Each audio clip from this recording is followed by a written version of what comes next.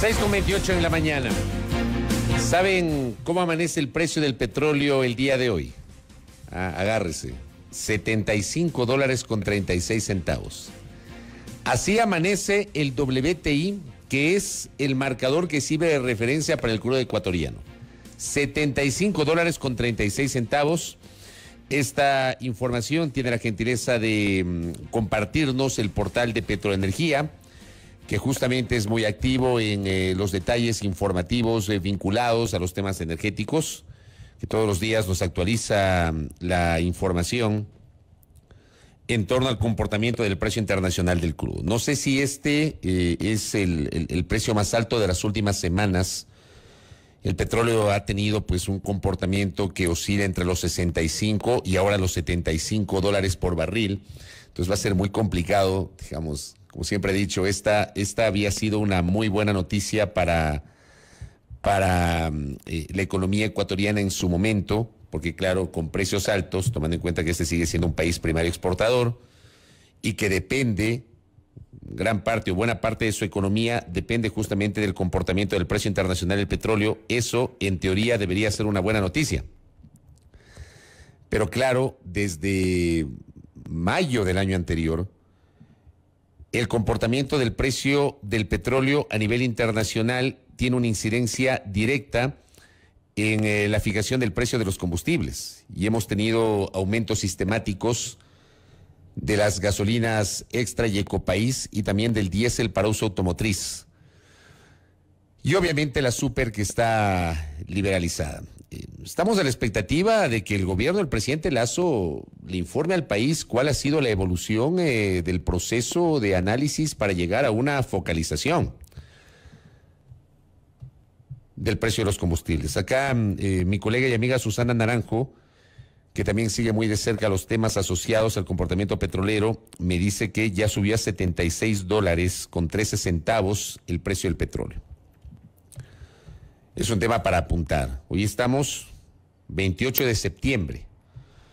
Se supone que el 11 de octubre, al final de esa jornada, nosotros conoceremos cuál será el comportamiento del precio de los combustibles. Y claro, esa no termina siendo una noticia tan buena para la economía de los ecuatorianos, como le he dicho en varias ocasiones.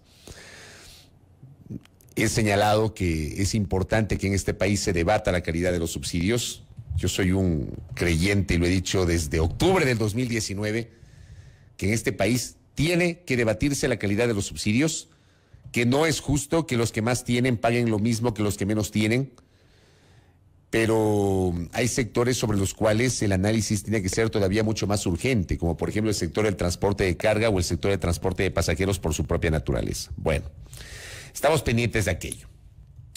Amable audiencia, así como estamos pendientes de eso, estamos pendientes de la evolución del debate parlamentario respecto del proyecto de urgencia en materia económica remitido por el presidente de la República a la Asamblea Nacional. Y he escuchado algunos criterios de legisladores que, de verdad, yo quiero invitarles respetuosamente a que revisen tanto la Constitución cuanto la Ley Orgánica de la Función Legislativa.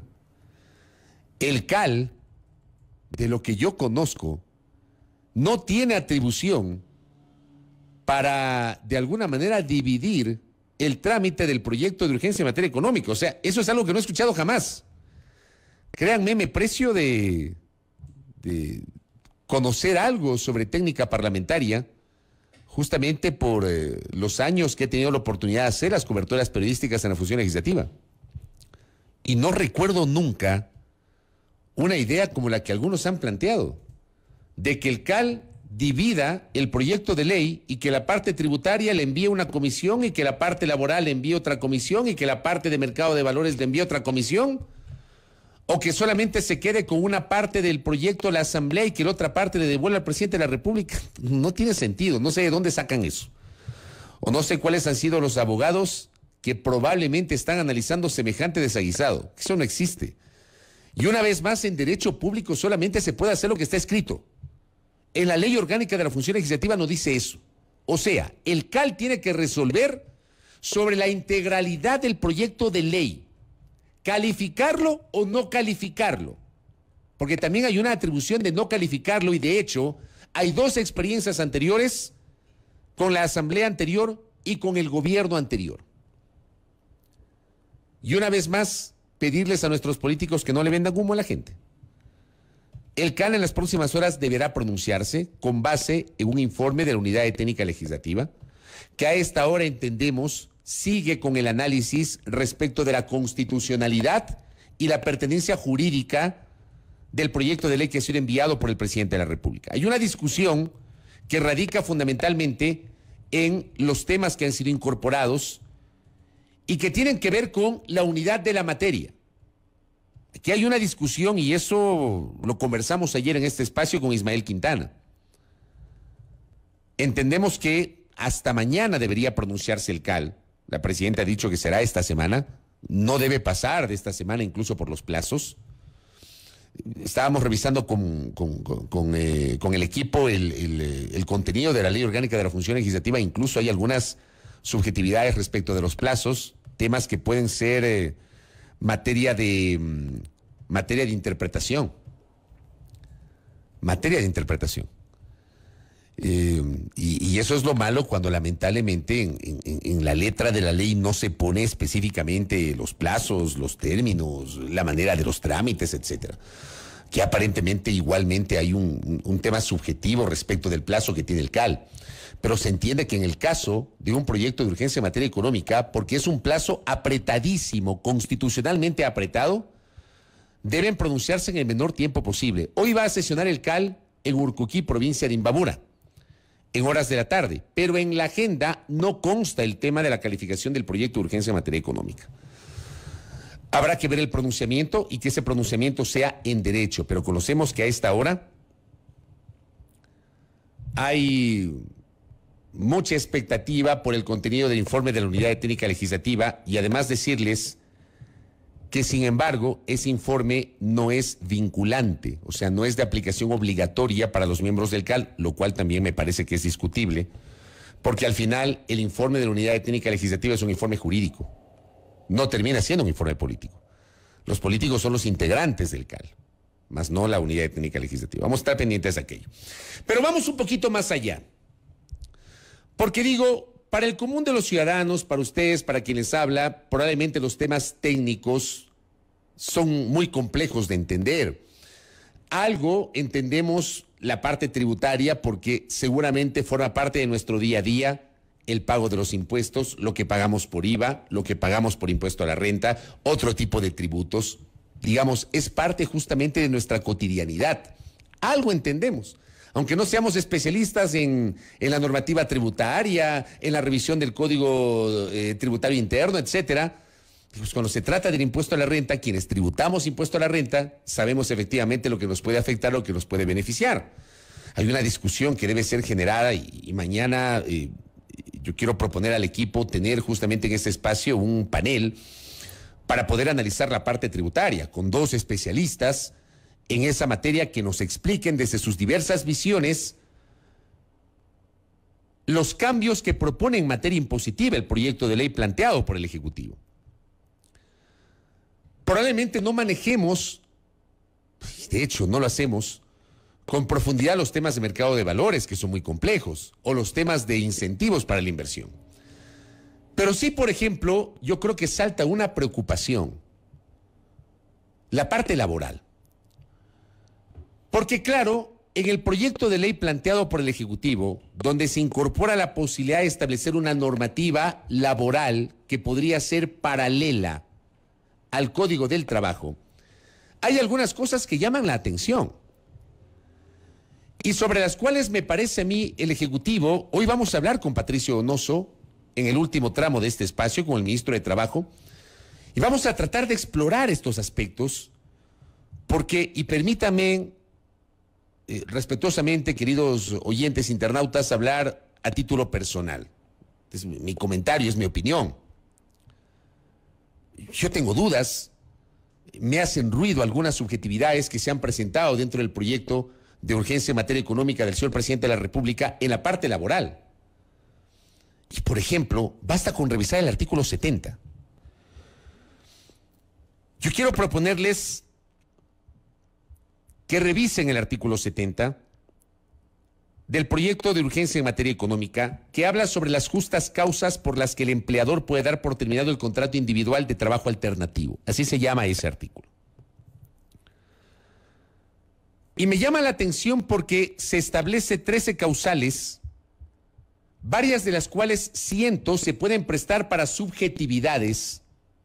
Se pueden prestar para subjetividades.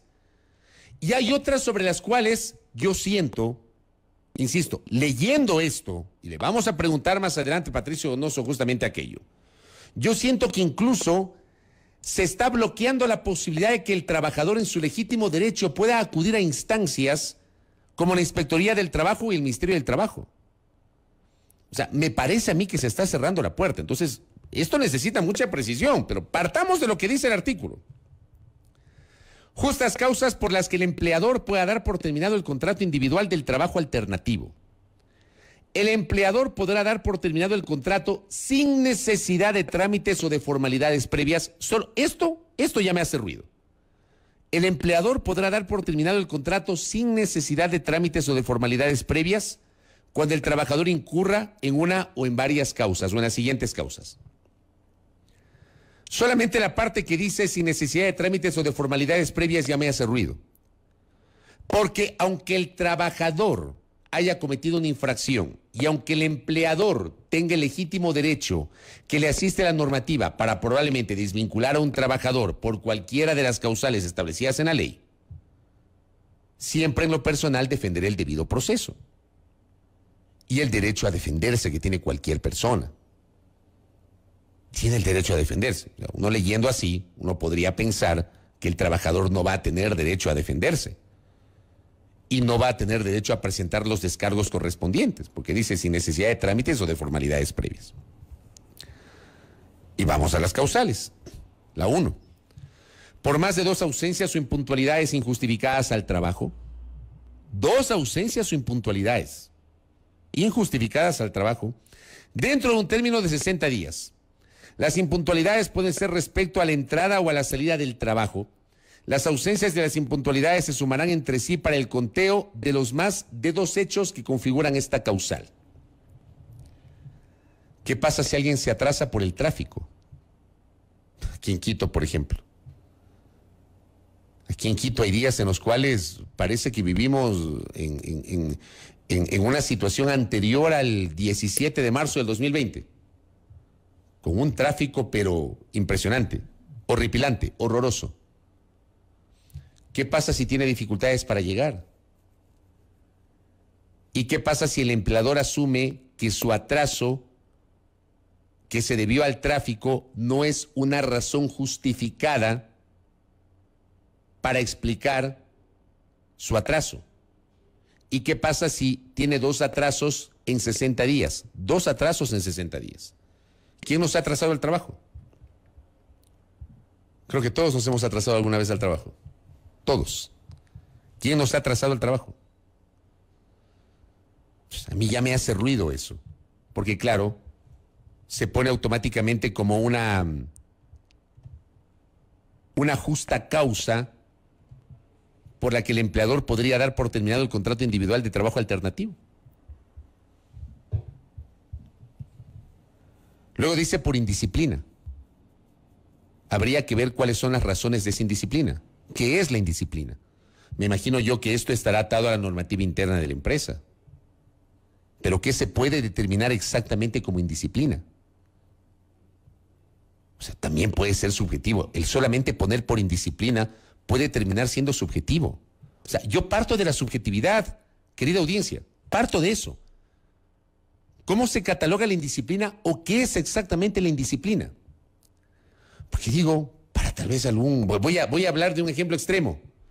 La indisciplina puede ser probablemente para cierto empleador el que el trabajador se pare del escritorio y vaya varias veces a la cafetería a prepararse un café y no esté sentado en el escritorio. Estoy hablando de un ejemplo hipotético. ¿Eso podría ser considerado como indisciplina? Pregunto. Por desobediencia del reglamento interno de trabajo debidamente aprobado. Ahí por lo menos ya no hay tanta subjetividad. Porque claro, en las empresas hay reglamentos internos, igual que en las instituciones públicas. El numeral 4 me hace totalmente ruido. Por falta de probidad, para esta causal no es necesario que se produzcan daños al empleador o a terceros, sino la sola falta de apego a la rectitud en el obrar y al cumplimiento ético del deber. Capaz que no me entendieron, voy a repetirles porque es bien compleja esta redacción. Por falta de probidad le pueden votar. Para esta causal no es necesario que se produzcan daños al empleador o a terceros, sino la sola falta de apego a la rectitud en el obrar y al cumplimiento ético del deber. ¿Qué significa eso? ¿Qué es la falta de apego a la rectitud en el obrar? ¿Quién cataloga eso? Porque para mí esto se presta para una subjetividad total. Por injurias al empleador, a los trabajadores, a los clientes, a los proveedores o en general a las personas relacionadas al trabajo o a los familiares de todos los anteriores. Ahí por lo menos ya está más claro. Está claro que usted no puede insultar a su empleador. Está claro que si usted le insulta a su empleador, es causal de que le desvinculen. Si quiere que le voten, le va a insultar a su jefe. Esa parte, por ejemplo, ya está más clara. Pero acá dice el número 6. Por ineptitud para el trabajo para el cual fue contratado. Esta causal no está limitada al tiempo de servicios, por lo que puede configurarse en cualquier momento. ¿Qué pasa allí? Porque entiendo que hay, en este mismo proyecto de ley, hay un plazo de 4 años. Para este periodo de prueba, de 4 años. ¿Qué pasa si durante los 3 primeros años el trabajador muestra excelencia, muestra puntualidad, disciplina, don de gentes en el ejercicio de sus actividades? ¿Y qué pasa si el último año ocurre algo y baja su rendimiento? ¿Cómo se cataloga la ineptitud? ¿Cómo se cataloga que un trabajador es inepto? Y estoy utilizando tal cual la denominación que establece justamente el proyecto de ley que ha sido presentado por el señor presidente de la República. Y aquí me llama la atención también, gracias Andrés, justamente eso iba a decir. Se supone que para contratar a una persona hay un proceso de selección. Con base en ese proceso de selección, el empleador más o menos tiene referencias sobre si el trabajador es apto o no. Tiene aptitud, si es apto o no para el desempeño de ese cargo. O sea, si no es inepto.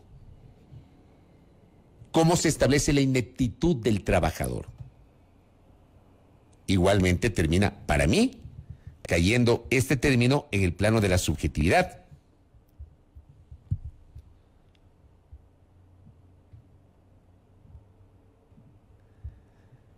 Por denuncia injustificada contra el empleador ante el Ministerio de Trabajo o ante la Seguridad Social. Denuncia injustificada. A ver, la legislación establece que el trabajador tiene legítimo derecho de acudir al Ministerio del Trabajo ante un inspector del trabajo si considera que sus derechos laborales están siendo conculcados.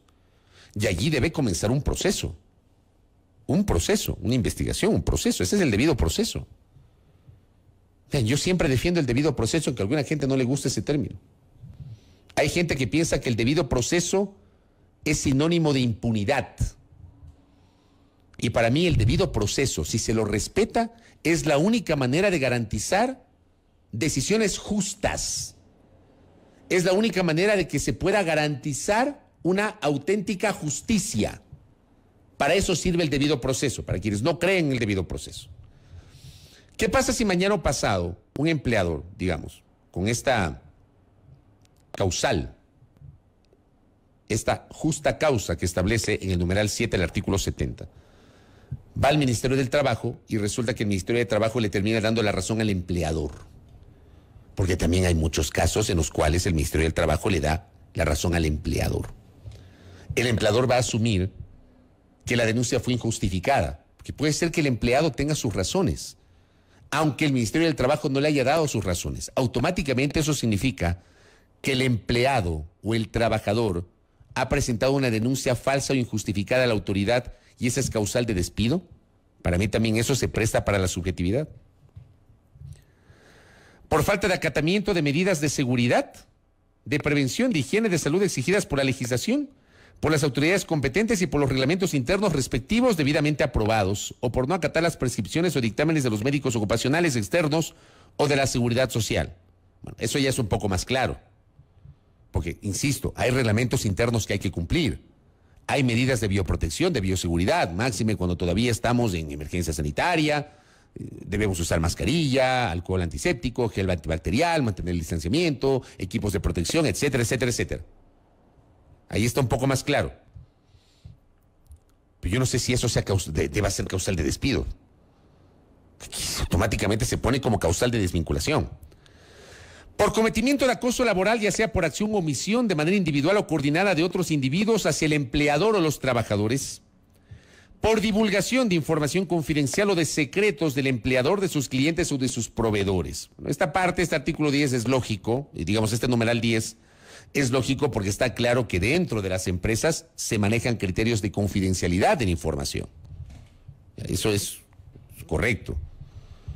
Por entrega de información falsa que haya inducido a su contratación, por inobservancia de la legislación relacionada a la ejecución de sus labores y por no retomar sus labores al día siguiente de terminada la huelga, con excepción del número 1 de este artículo. Esas son las justas causas que establece el artículo 70 por las que el empleador puede dar por terminado el contrato individual de trabajo alternativo. Acabo de leer las 13 causas o causales para que ustedes tengan su propia valoración. Si a mí me preguntan, y si me permiten el comentario en ese sentido, a mí me parece que la mayor parte de esos 13 numerales se prestan para la subjetividad. Terminan siendo altamente subjetivos y deben ser aterrizados. Porque así como hay buenos empresarios, que estoy seguro que son la mayoría, también hay malos empresarios, pues, que probablemente abusen de los derechos de sus trabajadores. Entonces, creo que es un tema que hay que analizarlo con mayor profundidad. Pero vamos unos números más adelante. Vamos al 75. Perdónenme, esto también le quiero preguntar más adelante al ministro de Trabajo, al arquitecto Patricio Donoso Chiriboga, porque quiero saber si esto tiene precedentes. El artículo 75 dice indemnización por justas causas del artículo 70 de esta ley. Les acabo de leer el artículo 70 con las 13 causales por las cuales un empleador puede despedir a sus trabajadores con base en esta normativa que ha sido presentada a consideración de la Asamblea por parte del Ejecutivo. ¿Pero qué dice el 75? Vamos a suponer que a alguien le despiden por indisciplina o le despiden por ineptitud. Vamos a suponer que a alguien lo despiden por ineptitud. El empleador consideró que es inepto y lo despide. ¿Qué dice el artículo 75? En caso de que el contrato terminase por una de las justas causas indicadas en el artículo 70 de esta ley, ejemplo, la ineptitud que acabo de decir, el trabajador deberá pagarle al empleador una indemnización equivalente a un mes de la última remuneración completa. O sea que si el trabajador ganaba $500, tiene que pagarle al empleador esos $500. Es una indemnización del trabajador al empleador porque resulta que fue despedido por inepto. Yo pregunto si esto tiene precedentes en el Ecuador. A mí me ha llamado la atención. Porque además, como me dice el querido doctor Vega, que está en sintonía, termina esto provocando 2 sanciones por la misma causa. Y en derecho, nadie puede ser sancionado 2 veces por la misma causa. Si a usted ya le votaron, esa ya es la sanción, pues. Pero aparte de que le están votando, le están despidiendo, le tiene que indemnizar al empleador. Pues aquí también va a haber una discusión. Pero yo, créanme, yo no conozco, yo me encantaría leer si es que alguien tiene alguna referencia sobre antecedentes de esto en la legislación ecuatoriana, de que un trabajador que ha sido despedido por alguna de estas justas causas que está planteando el artículo 70 del proyecto de ley de creación de oportunidades, se establece la posibilidad o la obligatoriedad en este caso de que el trabajador despedido, aparte de que perdió su trabajo, tenga que devolverle o pagarle una indemnización al empleador. Yo, créanme, yo nunca lo había escuchado. Nunca lo había escuchado. O sea, tengo 28 años de carrera profesional y jamás había escuchado esto. Nunca. Créanme. Nunca. Dicen acá que no hay antecedentes sobre eso. Luego vean, yo he conocido gente que ha tenido evaluaciones de desempeño impecables, tanto en el sector privado cuanto en el sector público. Y después han terminado votando. Yo tengo un amigo que en agosto del 2019 había sido evaluado en una empresa pública, había sacado en la evaluación 96 sobre 100. 96 sobre 100. Sobresaliente desempeño. Pero a las 2 semanas lo votaron por cuestiones políticas. Así termina siendo. La norma no puede prestarse para la subjetividad, querida audiencia. Por supuesto que el trabajador está obligado a cumplir con códigos. Por supuesto que el trabajador tiene que ser puntual, tiene que ser disciplinado, tiene que tener una actitud de mejora continua, de capacitación. Es indispensable eso. Pero no se puede prestar su potencial desvinculación o despido de una empresa a factores que puedan ir de la mano con la subjetividad, como lo que acabo de mencionar. ¿Cómo se determina que un trabajador es inepto? ¿Cómo se determina que un trabajador ha atentado el buen obrar? ¿Cómo se le impide a un trabajador a acudir a instancias de defensa para no perder su empleo? Entonces, yo sí creo que esto debe ser materia de un profundo debate. Porque por supuesto que la legislación laboral en este país tiene que ser reformada. Por supuesto. Por supuesto que hay pasajes del Código del Trabajo que me parece a mí no se adaptan a la realidad actual. Porque hoy el mundo es más dinámico. Porque hoy el mercado laboral tiene otras lógicas, tiene otra naturaleza. Porque, por ejemplo, seguramente el Código del Trabajo no dice nada del teletrabajo. Y el teletrabajo hoy es una realidad. Es una realidad. Yo sí creo que ese Código de Trabajo tiene que merecer una profunda reforma para adaptarlo a los tiempos modernos. Y yo sí creo que hay que discutir una serie de elementos sobre los cuales lamentablemente este país se fue al extremo. ¿Por qué este país, por ejemplo, prohibió, yo creo que ese fue un extremo, prohibió la tercerización y la intermediación laboral?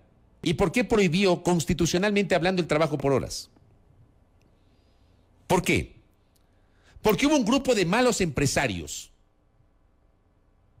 la minoría, pero grupo de malos empresarios que abusaron sistemáticamente de la tercerización y la intermediación laboral, desconociendo los derechos de los trabajadores, sistemáticamente hablando. Gente que, por ejemplo, contrataba por horas y que no reconocía los derechos laborales de los trabajadores.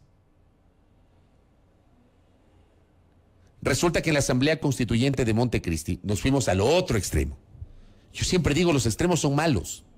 En uno, en otro sentido, los extremos son malos. Y yo no creo que la vida sea blanco y negro. Yo creo que en la vida hay puntos intermedios y en la vida hay matices. El pensamiento humano tiene matices.